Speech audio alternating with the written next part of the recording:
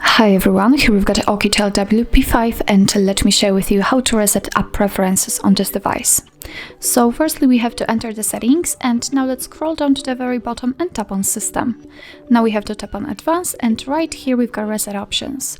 On the second position we've got Reset App Preferences, so simply tap on it, and now your device is telling you that it will reset all preferences for disabled apps, disabled app notifications, default applications for actions, background data restrictions for apps, and any permission restrictions.